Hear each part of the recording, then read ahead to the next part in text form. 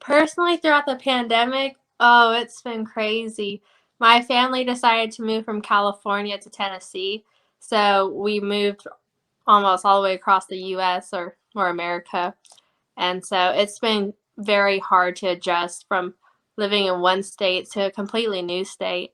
And so just adjusting to that and finding a new environment in which I have to adapt to and change, that's been difficult, but I found it very rewarding that I've been able to find new people, new communities, and been able to grow more in myself throughout this time.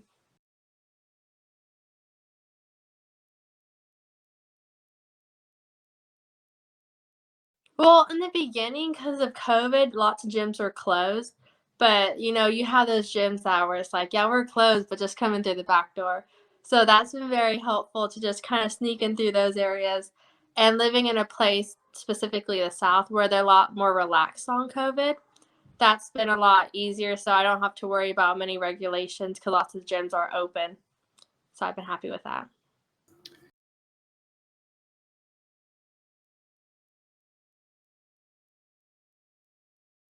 So when I first started doing sports, I started with cross country when I was in middle school, specifically seventh grade.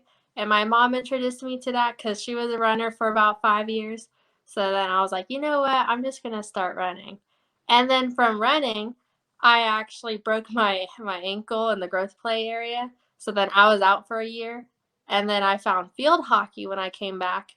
And I was like, I'm going to do this for a couple of years. So I did that for about 2 to 3 years in high school from when I was in eighth grade to when I was a junior. And then I moved here in Tennessee. Field hockey's not a sport here. So then I picked up track back again because I still did track because I had that background in running. But now that I'm here, I'm back to it. So then I'm over here. I'm in track. I'm a pentathlete. So I do 5 different events. I do the hurdles, 800-meter, shot put, long jump, and high jump. And then actually before I moved, I started doing CrossFit because I saw it on a Netflix show, and it was a documentary of the 2015 CrossFit Games, and I was like, wow, that looks really fun. So I'm just gonna try that out, and I really like it. And I've been doing CrossFit for the past 10 months. So overall, I've been doing track, CrossFit, and a bit of other sports on that side.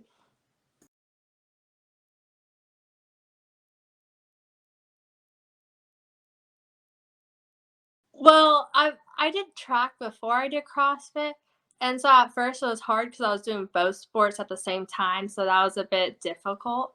But then having one sport and doing the other sport, it kind of intermixed into each other. So if I was lacking in one sport, having CrossFit would help give me the strength and help improve me in the other sport, so they would both help each other and cooperate.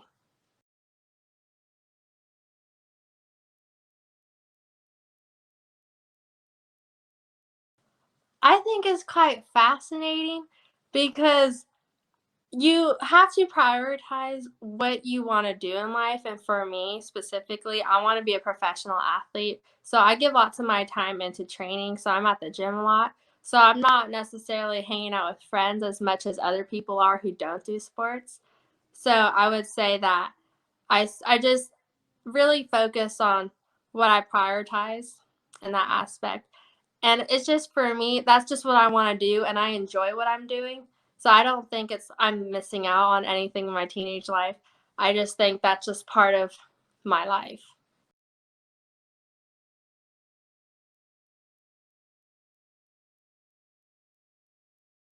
So I started at night. I go to bed at 8:30 p.m. and then I wake up at 4 and I get ready for the gym. I get there by 4:40ish. I work out at 5 and then I'm at the gym for 2 hours and I come back home around 7:30 and then I take a shower and then I have my whole morning routine, and that's basically my day. Then I'll probably go back to training later in the afternoon around 5ish, then train for about another hour or two.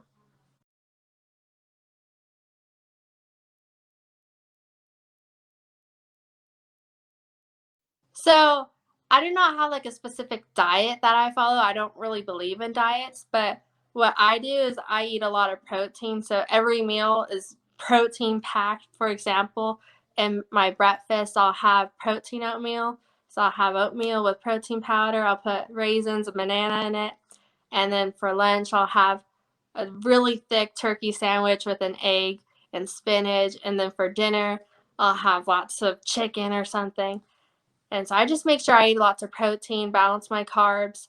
I take supplements such as casein, which I drink before I go to bed, which helps my body to restore and rebuild and have it's basically like a slow digesting protein. So I get that protein while I'm sleeping. So it's basically just protein, protein, protein.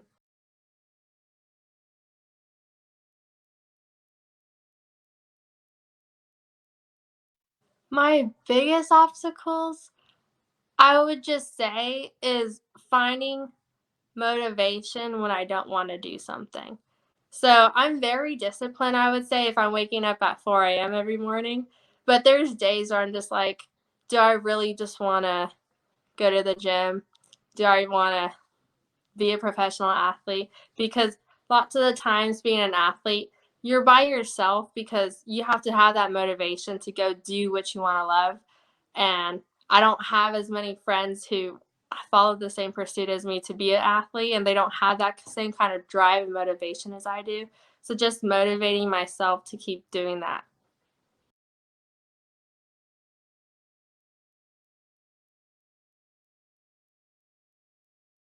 Oh, I would say I have three main highlights. I would say when I was in eighth grade, I ran a half marathon for the first time, which was a very big accomplishment of mine.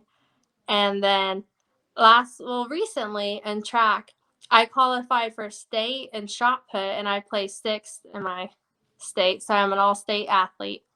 And then I am also doing this competition that I did recently for CrossFit, which is the US, give me a second, the US Army Teen CrossFit Throwdown, which I qualified for. So later in September, I'm going to be able to go compete in Michigan.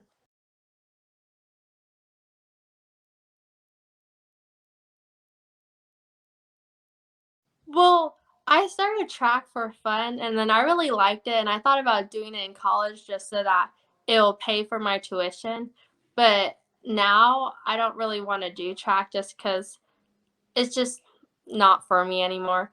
But CrossFit, I actually want to compete and go to the CrossFit games and actually try and see if I have a chance to be the fittest teen on earth or the fittest woman on earth eventually.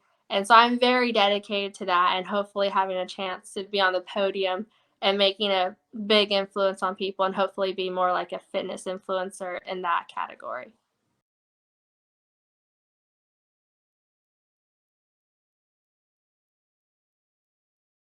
Oh my goodness, for sure.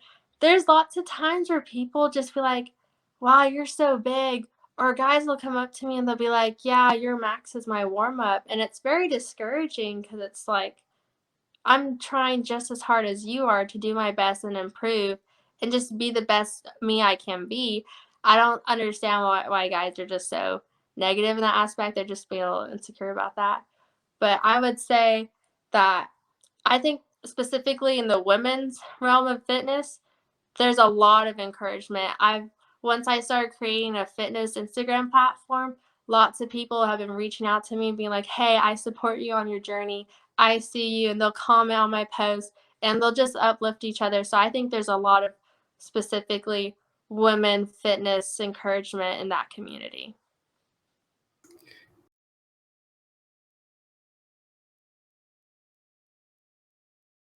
I would say for younger female athletes, just try out whatever you want to do. If you want to get to the gym and start working out and lifting weights, go do it. Lots of people just say, no, you can't do that. Just because they say you can't do it doesn't mean you shouldn't. You should still try it out. And even if you don't like it, you don't like it. You don't have to do it forever. You need to have those opportunities and just branch out and see what you like and just try it all.